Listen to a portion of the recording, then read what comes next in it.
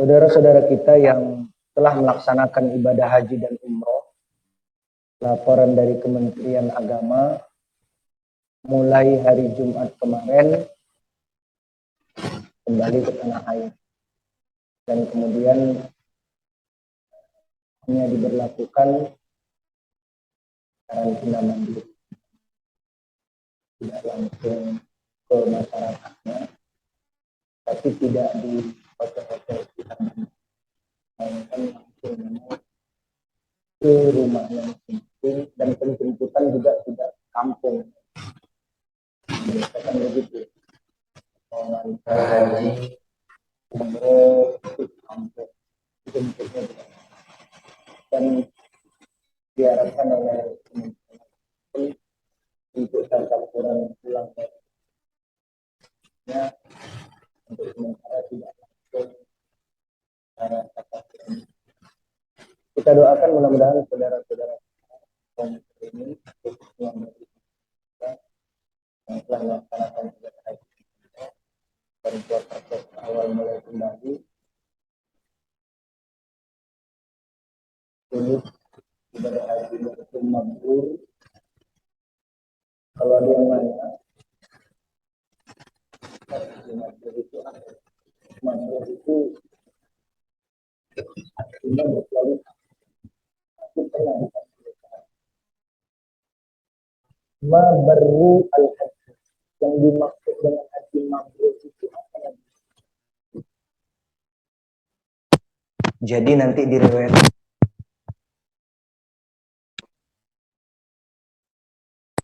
Rasulullah Sallallahu Alaihi Wasallam mengatakan seseorang yang melaksanakan ibadah haji dan hajinya mabrur, bermutu, berkualitas. Berarti rukun-rukun hajinya terpenuhi, wajib-wajibnya, sunnah-sunnahnya, dan jauh dari pelanggaran-pelanggaran haji. Ya. Diniatkan ikhlas atas dasar keimanan, semualah. Ya.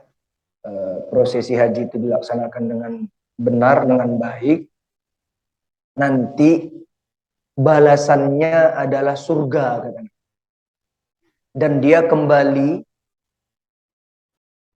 ke tanah airnya itu ibarat bayi yang baru lahir. Maka ditanya, mabrurul haji, haji mabrur itu apa Nabi? Cirinya, kata sahabat. Paskanya itu kan menjaga kemabruran. Nabi bilang, it'amut ta'ami, gemar bersedekah. Itu cirinya yang pertama.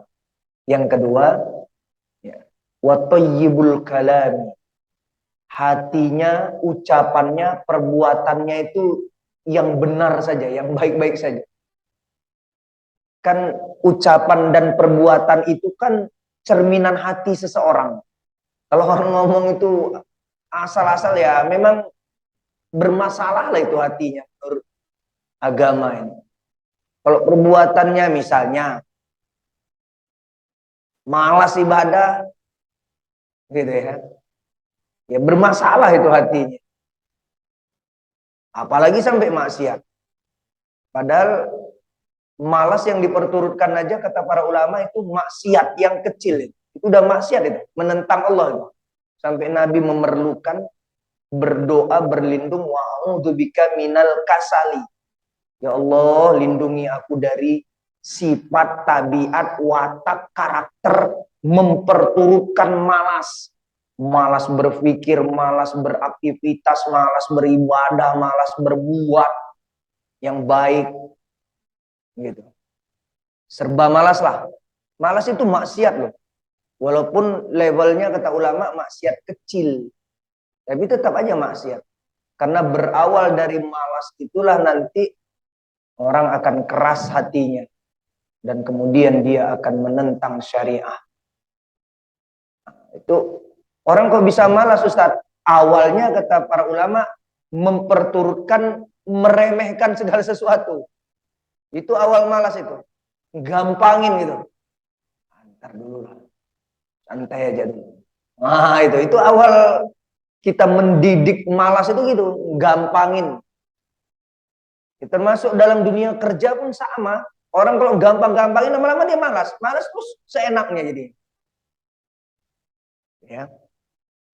Mudah-mudahan yang berhaji, mabrur hajinya, makbulah umrohnya, ya, juga makbul hajinya dan mabrurah umrohnya. Yang sudah haji pelihara itu, ya, ita'amut ta'am, gemar berbagi, membantu, meringankan beban-beban sesama saudara kaum muslimin, terlebih beban saudara, kerabat, sanak famili itu lebih lagi. Kemudian jiran tetangga, itu yang pertama nanti bantu kita kalau ada apa-apa. Bukan saudara-saudara kita yang jauh-jauh itu, apalagi kayak saya, saudara saya di Medan sana, nggak mungkin mereka terbang bantu saya ke sini. Jiran tetangga itu duluan yang bantu.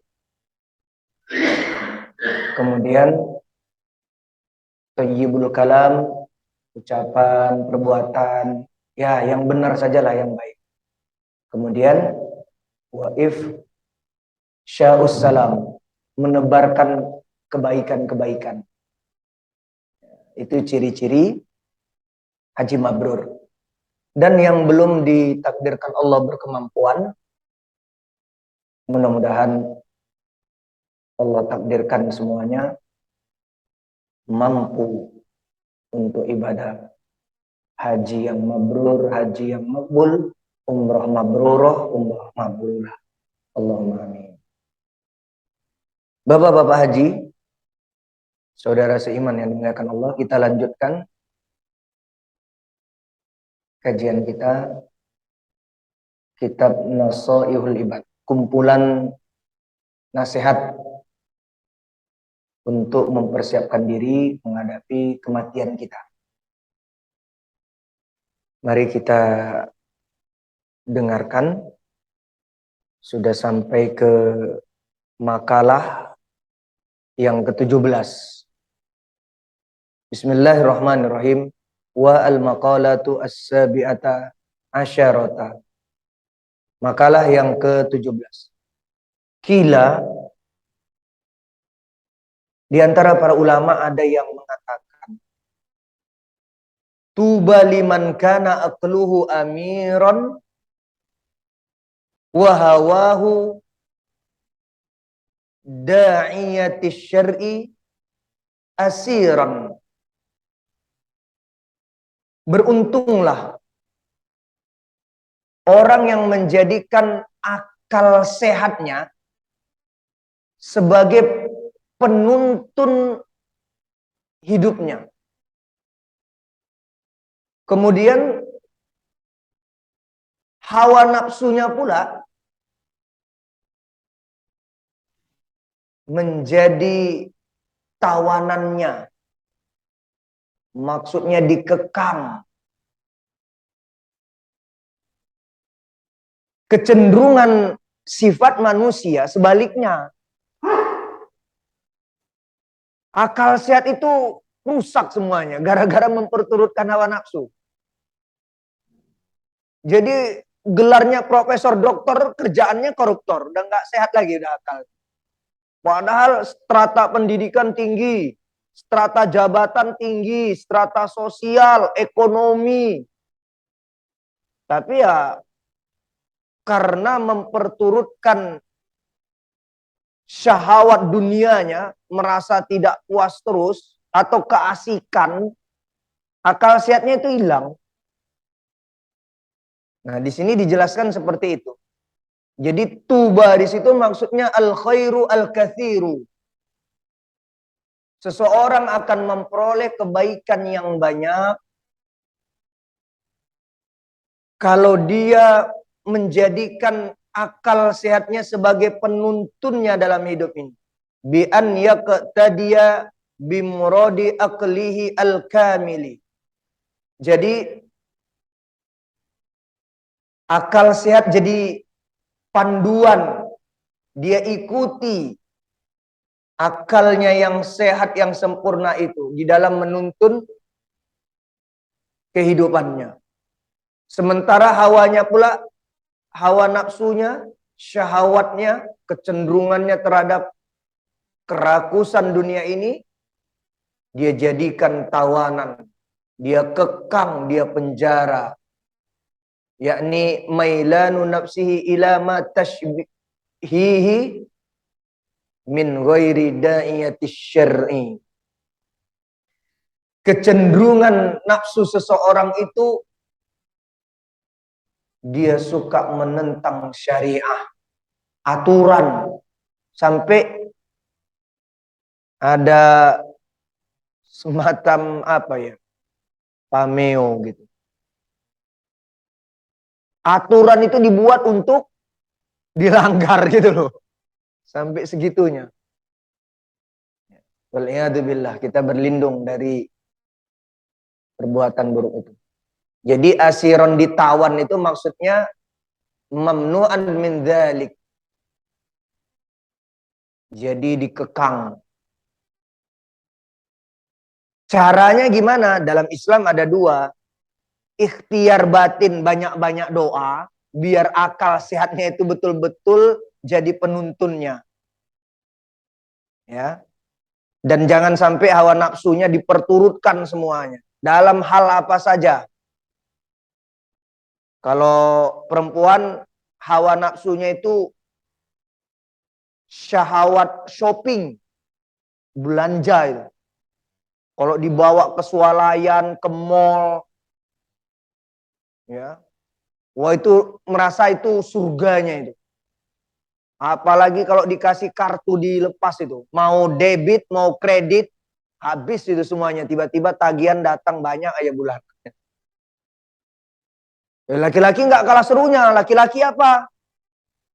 Syahwat dunianya, properti, tanah, rumah, ruko, rukan, apalagi otomotif. Ada mobil-mobil kuno, ya kan, yang direstorasi. Ada mobil kodok, Volkswagen yang kodok itu. Ada WW yang kombi, yang van, macam-macam. Ada mobil kekinian, mobil pelit itu 2 pintu, Lamborghini, Ferrari, ya. Apalagi laki-laki, jam tangan. Oh, jam tangan itu bisa sampai miliaran itu. Kalau perempuan, slim bag, yang Hermes, itu miliaran juga itu bisa.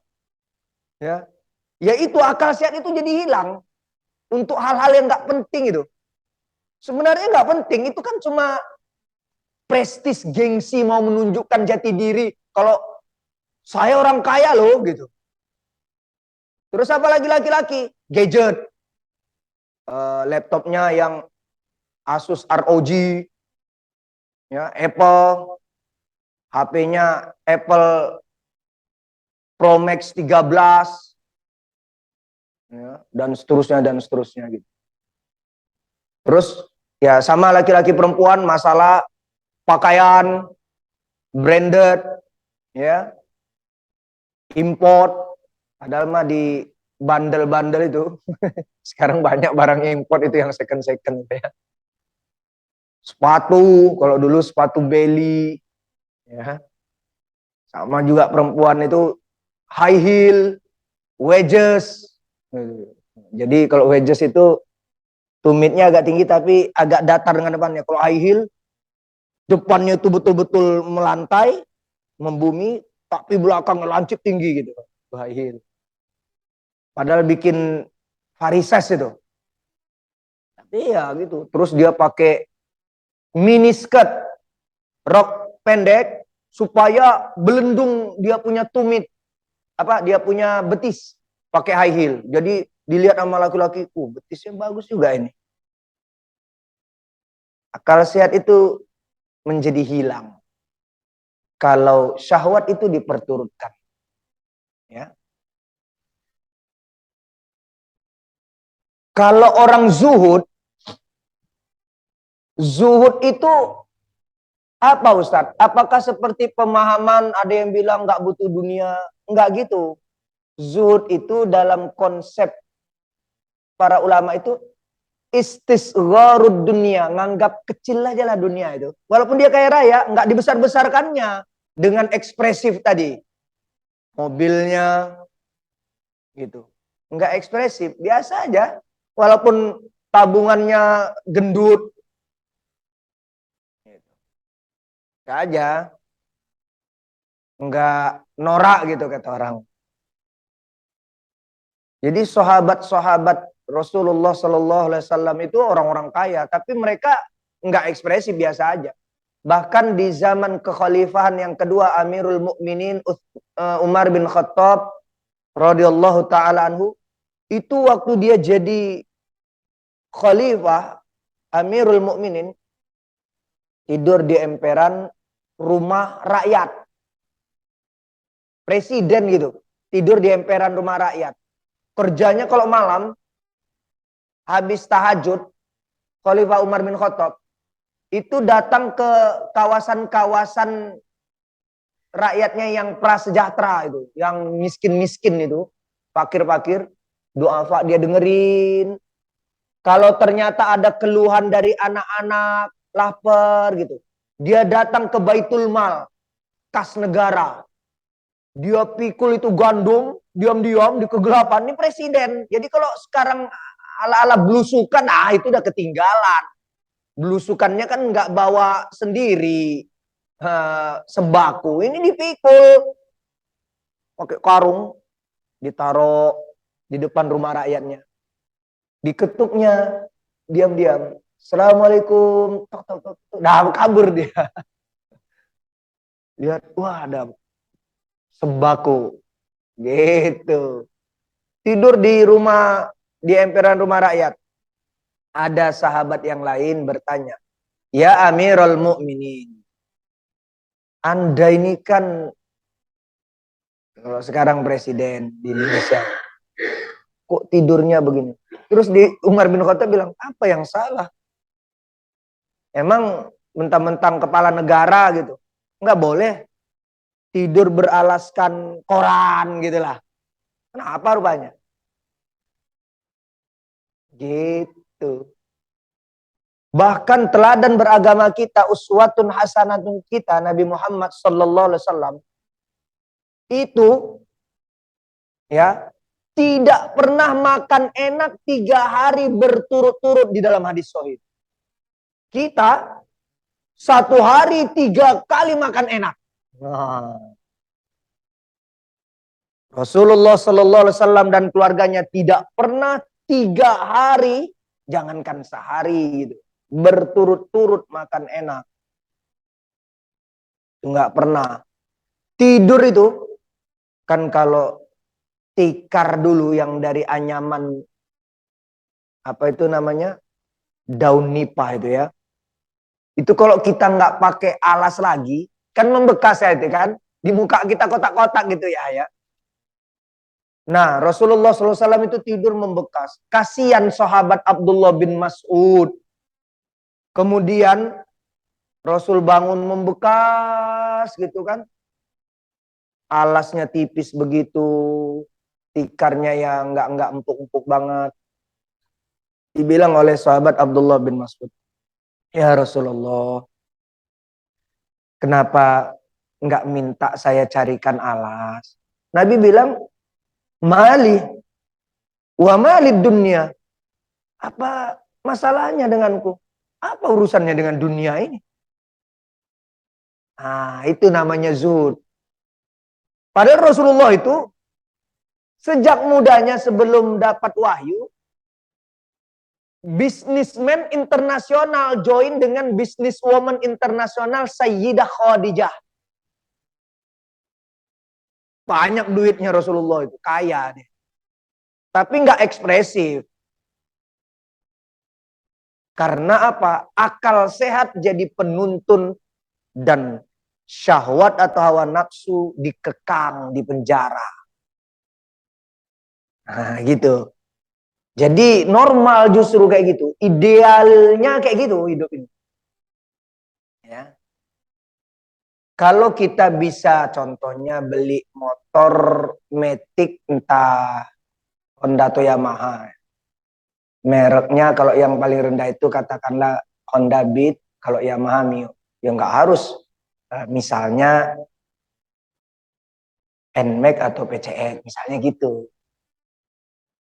Ya, kecuali memang ada kebutuhannya. Kenapa yang agak gambut gitu ya, yang agak besar gitu misalnya.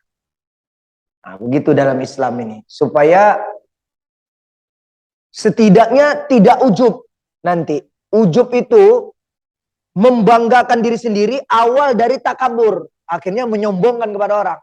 Manusia ini kalau udah pakai yang bagus-bagus, entah pakaian, jam, HP, kendaraan, rumah, itu setan bilang, ya gitu waktu bawa motor, itu harus dijaga itu hati itu. Setan bilang, orang-orang ngeliatin kamu. Kayak gitu keadaan kita ini. Kalau sudah yang kelasnya kelas atas itu kayak gitu jadinya. Orang-orang liatin tuh, wah mau kendaraanmu, wah HP-mu, rumahmu, pakaianmu, sepatumu, dan seterusnya. Ya. Sebaliknya, wa wailun liman kana hawahu amiran wa akluhu asiron. Buruk sekali, rusaklah, celaka binasalah orang yang memperturutkan syahwat dunianya, hawa nafsunya, justru akal sehatnya ya, menjadi mati, dikekangnya. Yakni wawailun itu halakun syadidun, binasa sekali. Karena bi an arsalaha ila mushtahiyatiha. Dia umbar syahwat dunianya, apa saja yang dia perturutkan karena banyak duit, dia wujudkan. Justru wa akluhu asiron. Akal sehatnya dikekangnya, justru dimatikannya. Yakni mamnu'an min nahwit tafakkuri fi ni'amillahi ta'ala wa fi azamatihi ta'ala. Jadi sudah tidak bisa lagi berpikir tentang karunia Allah dan keagungan Allah Ta'ala. Dan ini repotnya ini. Ulama bilang, siapa yang terlalu menghias-hiasi dirinya dengan dunia, nanti minimal untuk tafakkur, mengingat-ingat nikmat, mengagung-agungkan Allah itu menjadi lemah, bahkan maksimal, dia nanti akan kecenderungan malas ibadah. Orang kalau menghiasinnya gitu. Contoh, tempat tidur, water spring bed magnetic. Wah, udah spring gitu ya, pernya yang empuk. Kalau istilah mobil perkeong. Ya, shock breakernya tuh kayak perkeong empuk gitu. Anti redaman. Ya, apa meredam kalau ada polisi tidur atau lubang. Terus pakai air. Ada itu spring bed itu, water spring bed. Dia tuh magnetik. Pakai batu turmalin. Batu-batu yang menghasilkan far infrared. Mau macam-macam. Itu nanti malah berat bangun. Makanya Nabi itu nggak suka alas tidurnya itu. Pernah disiapkan oleh Sayyidah Aisyah radhiyallahu taala anha yang agak empukan. Jangan. Nanti saya malah keenakan tidur, saya nggak bangun malam tahajud. Subuhnya nanti subuh waktu duha alias kebablasan. Nggak suka Nabi. Nah, itu berdasarkan hadis sahih itu, ya cerita Nabi itu, ulama bilang, siapa yang terlalu memfasilitasi dunianya, ini hati-hati.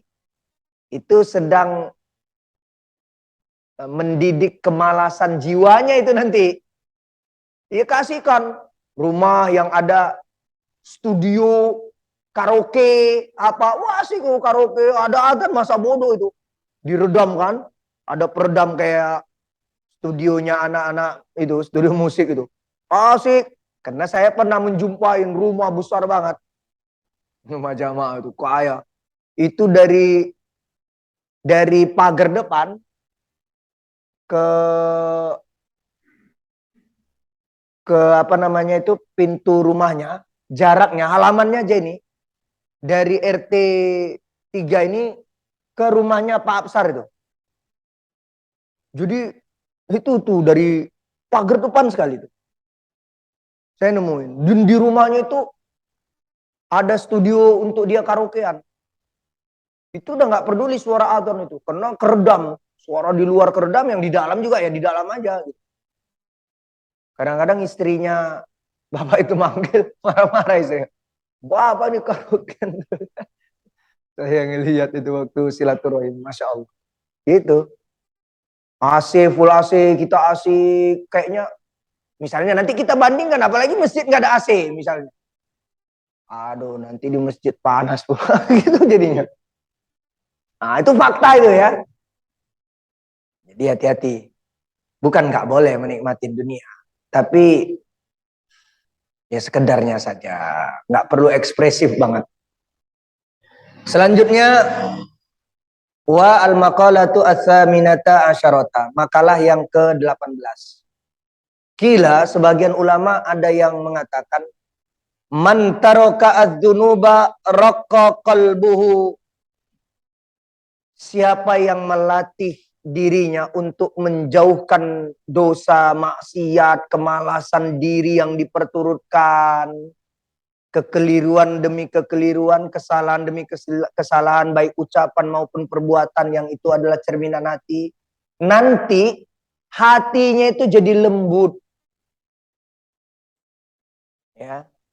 Maksudnya mudah menerima nasihat. Nggak pandang usia nanti. Itu. Jadi yang bikin hati itu keras di dalam hadis, setiap kali satu dosa yang dilakukan oleh anak Adam, keturunan Adam manusia ini kata Nabi, nanti di noktah hitam hatinya, di titik. Ting.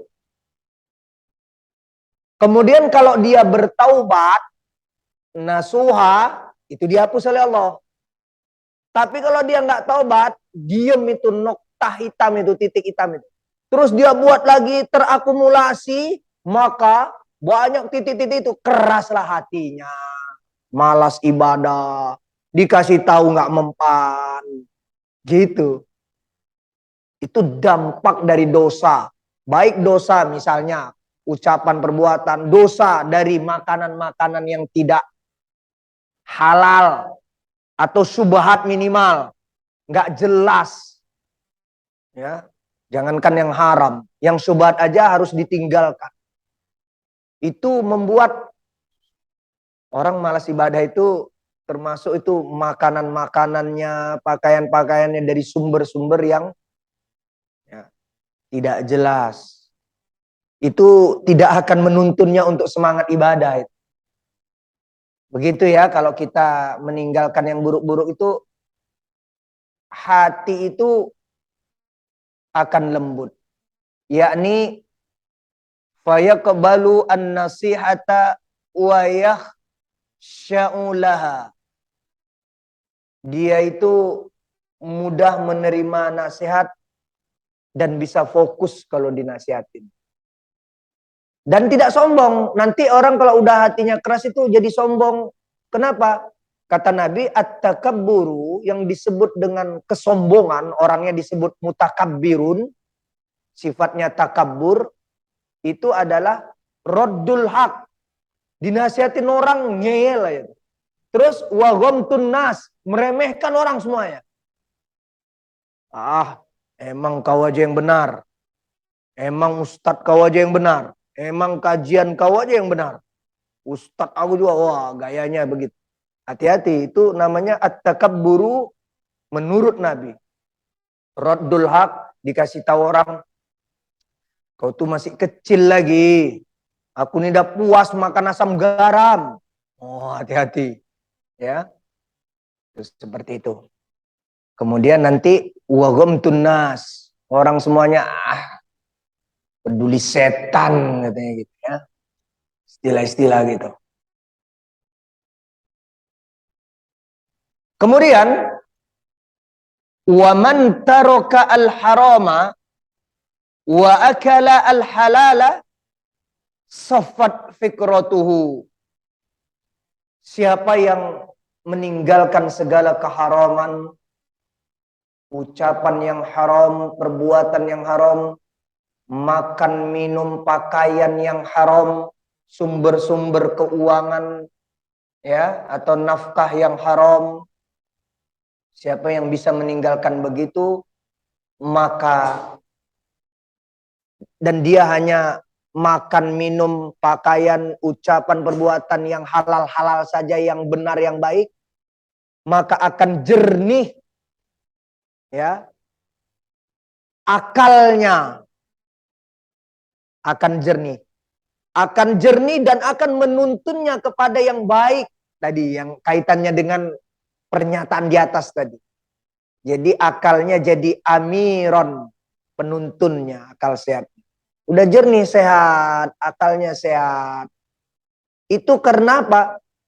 Ya, karena yang dikonsumsi, yang dipakai, yang halal saja, yang benar, yang baik, yang jelas. Dan dia nanti akan semangat terus untuk melakukan ihsan atau kebajikan, kebaikan demi kebaikan. Ya, jernih akalnya, pikirannya. Kemudian di sini akan ada cerita panjang. Ala masnu'atillahi ta'ala ad-dalati ala ihya'illahi ta'ala al-khalqa ba'dal mauti wa ala wahdatihi ta'ala wa qudratihi wa ilmihi. Jadi dia akan selalu merenungkan ciptaan-ciptaan Allah Ta'ala yang menunjukkan atas kekuasaan Allah yang menghidupkan seorang makhluk ya, setelah makhluk itu awalnya tidak ada, atau bahkan nanti membangkitkan lagi setelah dimatikan di dunia ini. Juga dia merenungi akan keesaan Allah Ta'ala, kuasanya Allah sebagai Tuhannya. Dan dia juga akan merenungi bagaimana ilmu Allah itu meliputi segala sesuatunya. Allah Maha tahu semuanya. Kemudian wadzalika bi an ta'ammala bi fikrihi wa tadabbura bi aqlihi annallaha khalaqahu min nutfatin fir rahimi. Dengan dia banyak tafakur, merenung begitu kan?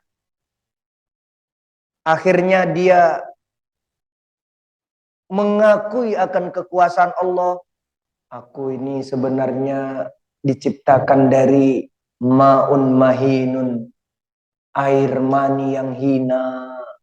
Ya, air mani itu pun bukan setetes, cuma diambil selnya dari sekian, satu tetes itu jutaan sel, diambil satu, dipilih sama Allah, dia renungin, kemudian dititipkan di fi qararin makinin, tempat yang kuat, yaitu rahim ibunda kita yang tersayang.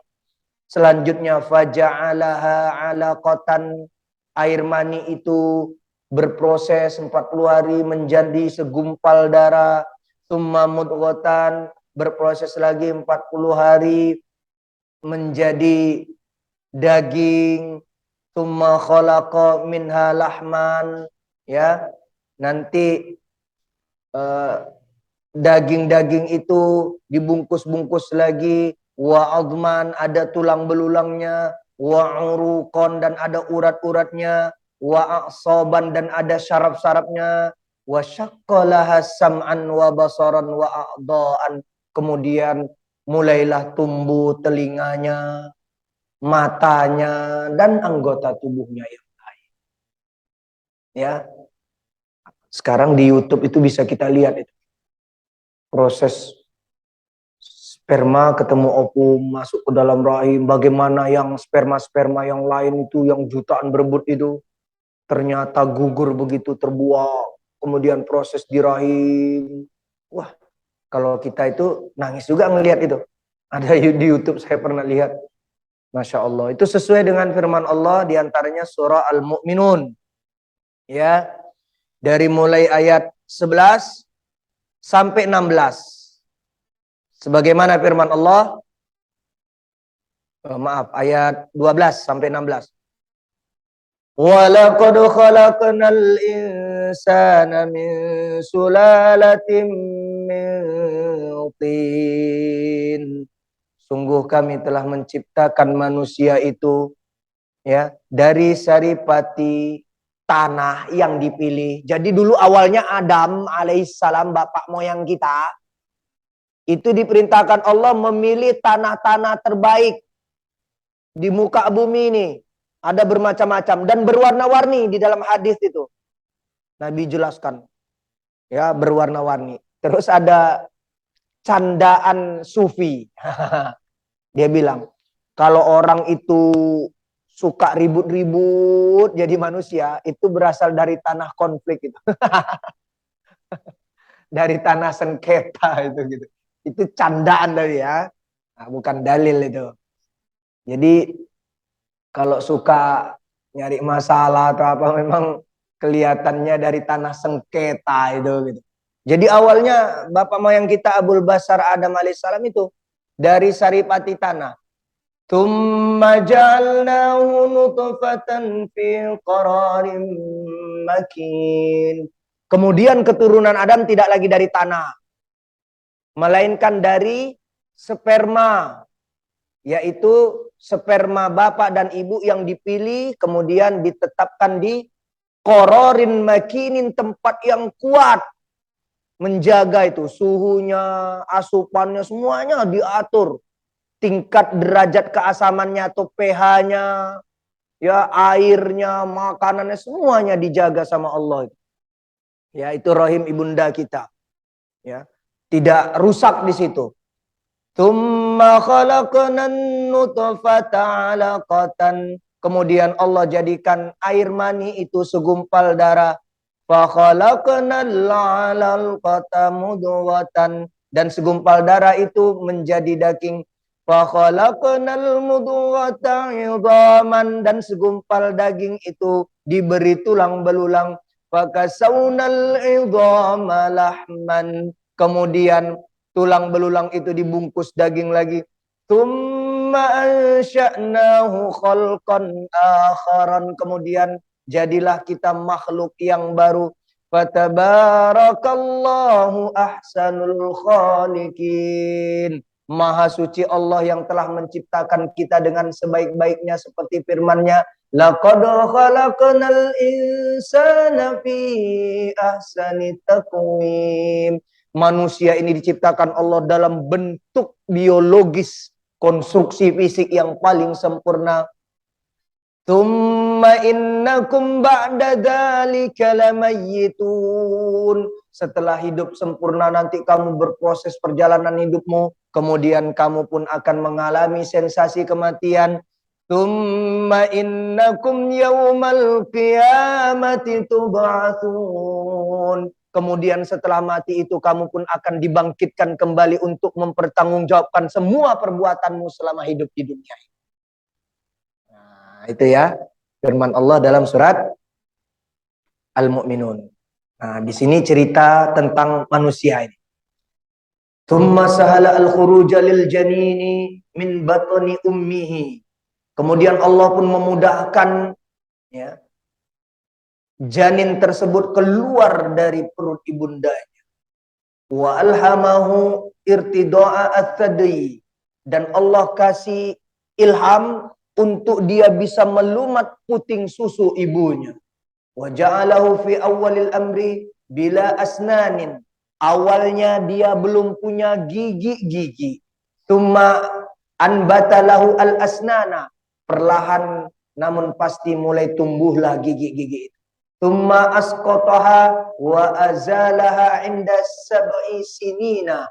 Kemudian nanti gigi-gigi itu akan copot ya ketika berusia 7 tahun. Nah, itu ya. Jadi gigi itu nanti rata-rata mulai usia 7 tahun, mendekatin 7 tahun pada ompong anak-anak kita itu.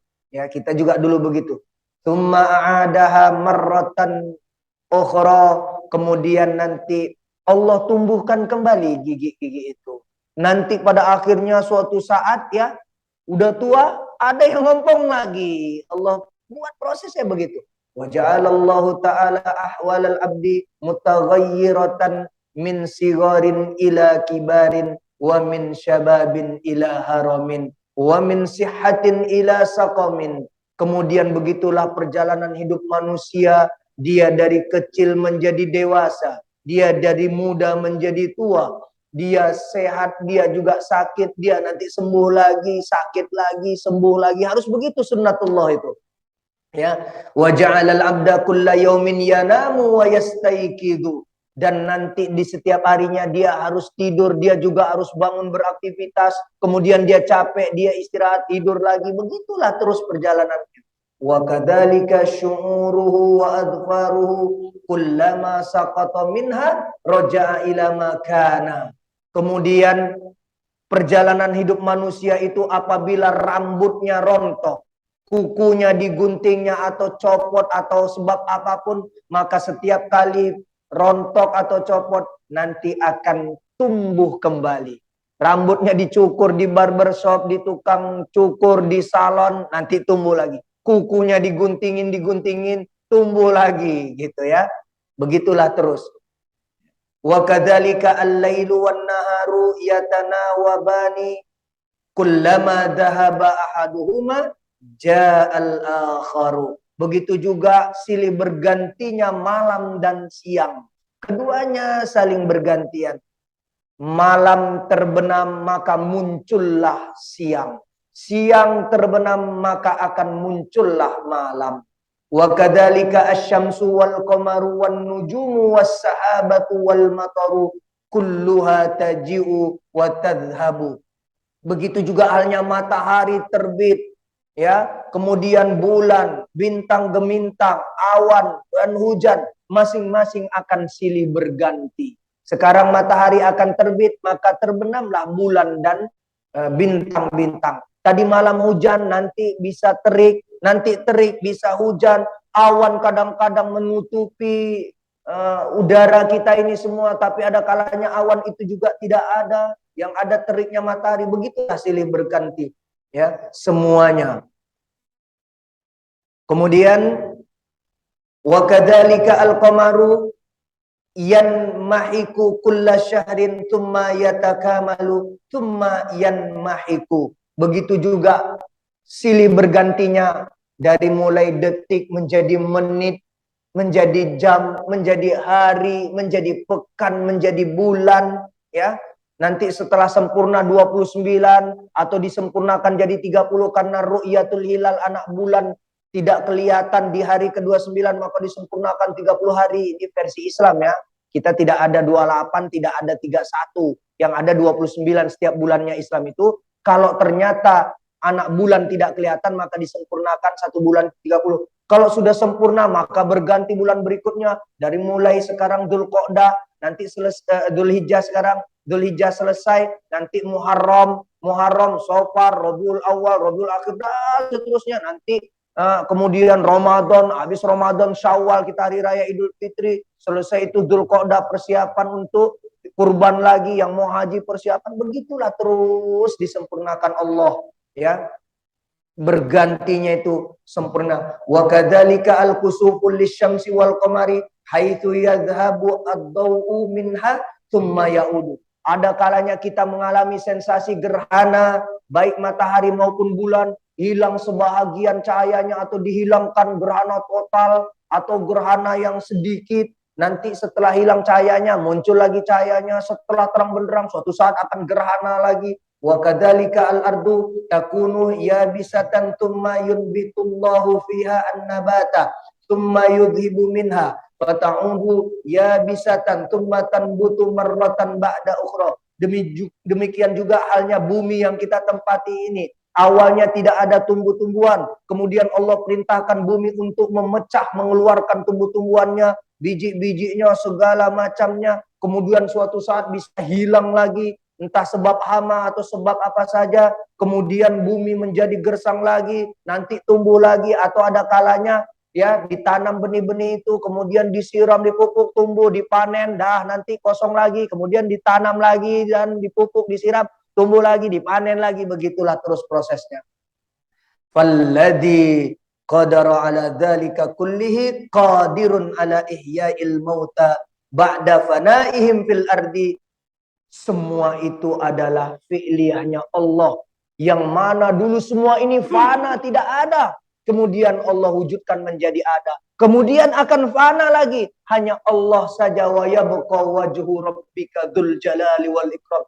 Hanya Allah saja al-baqa'u, yang maha kekal abadi, ya, kekal abadinya Allah. Sebelum semua ini ada, Allah sudah mengawali segala sesuatunya. Ketika semua ini berakhir, Allah tidak akan pernah berakhir. Allah tetap ada, ya. Ketika dulu bumi tidak ada, Allah sudah ada. Ketika bumi ini ada, Allah tetap ada. Ketika nanti bumi ini kemudian tidak ada lagi, Allah pun tetap ada. Itu semua adalah kudrah iradahnya Allah, kuasa dan kehendak Allah ini. Ini sunnatullah, maunya Allah ini semuanya, masyiatullah ini, ya.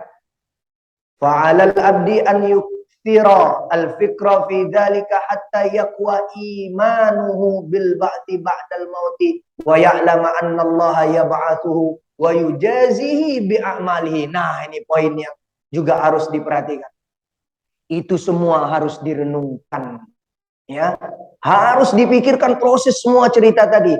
Tujuannya untuk mengukuhkan, menguatkan keimanannya, sehingga nanti ketika imannya menjadi kuat, dia pun siap untuk menghadapi hari kebangkitan setelah kematiannya, yaitu akan mempertanggungjawabkan semua perbuatannya, ya.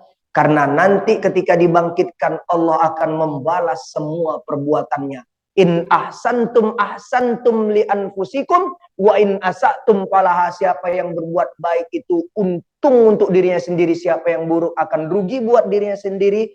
Man amila salihan, kata Allah, siapa yang berbuat kebajikan, fa'alaiha, beruntung untuknya, wa man asaa, ya, fa'alaiha, siapa yang berbuat buruk pula akan rugi dirinya. Fa'ala qadri quwwati imanihi bidzalika yajtahidu fit ta'ati wajtinabi al-mukhalifatil lisyar'i.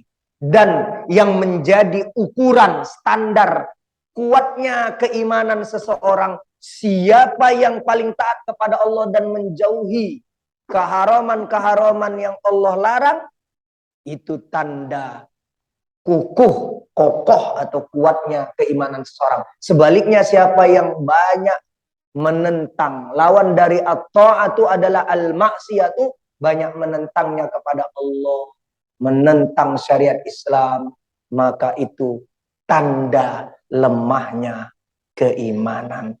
Wallahu ta'ala a'lamu bissawab. Demikian kajian kita. Silakan, mungkin ada yang mau didiskusikan.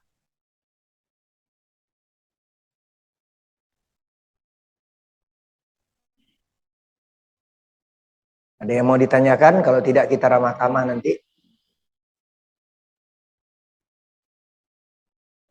Siap, Ayah Haji.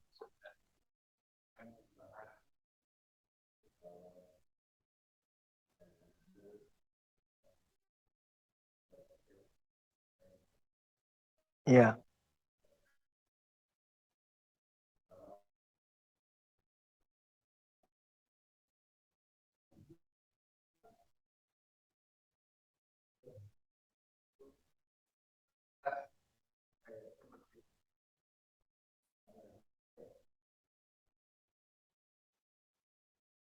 Iya.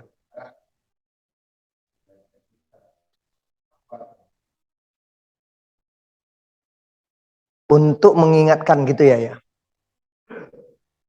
Ini buat si orang yang haji atau yang belum haji?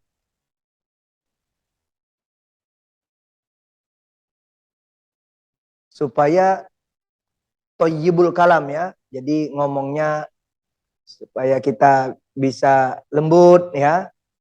Bagi orang haji supaya mabrur hajinya itu kan hati-hati ngomong gitu, ya. misalnya.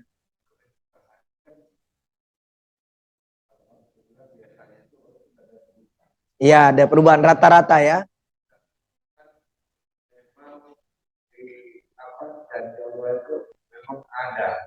Iya.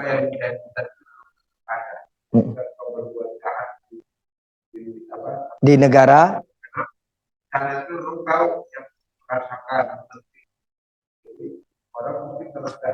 kapok juga deh ya.